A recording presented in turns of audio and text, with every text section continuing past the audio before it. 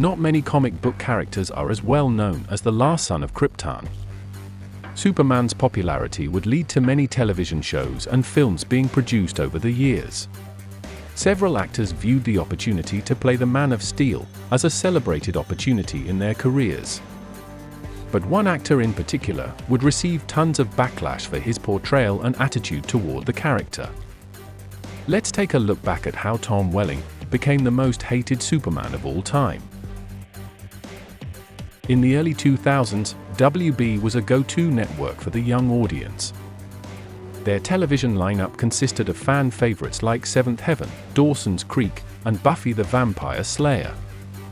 Sticking with the trend of teen drama, creators Alfred Gough and Miles Miller pitched a Superman origin show to the network. They were adamant about it being strictly a coming-of-age story. The two even implemented a no-tights, no-flights rule for the writers working on the project.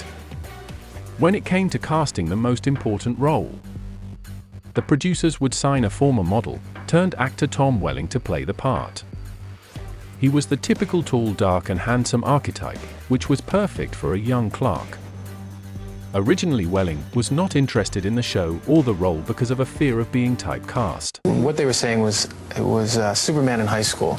And with that very brief description, I wasn't interested. I just, in my mind, like a lot of other people's minds, I imagine, when they heard about the show coming out, it was, you just figured it was going to be the same thing you always saw. But he was reassured by the creators he would technically not be playing Superman. Smallville would make its debut with over 8 million live viewers tuning in. It was off to a fantastic start and many Superman fans were pleased with the new angle. The earlier episodes featured several relatable topics for high school teens finding their way in life, exploring the dynamics of friendships, family struggles, as well as teen romance. So what are you, man or Superman? I haven't figured it out yet. Aside from the relatively grounded portions of the show, the creators also explored the science fiction aspect of the character. Fans got a chance to see Clark gaining many of his special abilities as a teenager, and using the powers to defeat kryptonite-infected foes every week.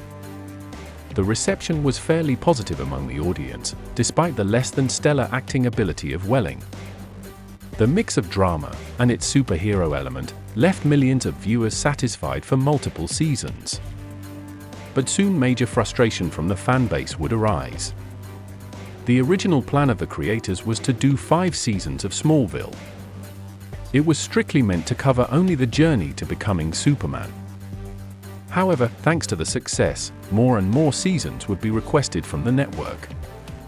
The money offered to the cast and production would be enough to continue on with the show, despite the problems it would inevitably cause for the story.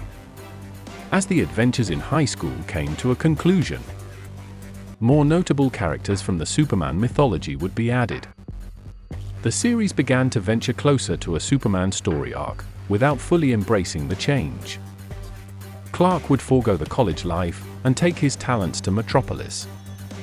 He then would embark on a vigilante journey as the fictional Red-Blue Blur, and also take on prominent villains from the Superman comics. As a result of the unnecessary extension of the series, many plot holes would come of it. Clark was able to become a reporter for the Daily Planet with no experience. Despite Clark being in the public eye often, he rarely wore his trademark glasses as a disguise. Also now in his mid-20s, he still was unable to fly. These issues would lead to frustrations for Superman fans that watched Smallville since its inception. Welling made it clear he wanted to stay true to the no flights, no tights rule, which seemed rather pointless as the series had transformed into Superman territory.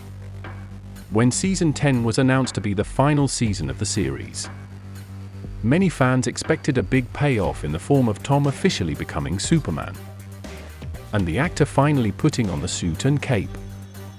However, many people would be left disappointed with the final episode, which was directed by Welling. While the character did take flight in the final minutes, he could only be seen from a far distance. Tom decided not to wear the Superman suit and cape after all. Instead, he decided to use several shots from the neck up. It wasn't the ending that fans wanted, after supporting the series for so long. Following the backlash over the long-awaited conclusion of the series, Tom was accused by the vocal Superman fanbase as being ungrateful for the opportunity to play the character. Years later, to add insult to injury, Tom would reprise his role as Clark Kent in a CW crossover event called Crisis on Infinite Earths, which involved a multiverse of Supermen that were all in costume, except Welling, once again denying Smallville fans the opportunity to see him as Superman on screen. Ironically, his career never took off following the series, despite his fears regarding the suit. What do you think about this story?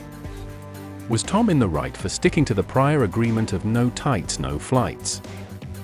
Who is your favorite actor that played the iconic character? Leave a comment below and let me know.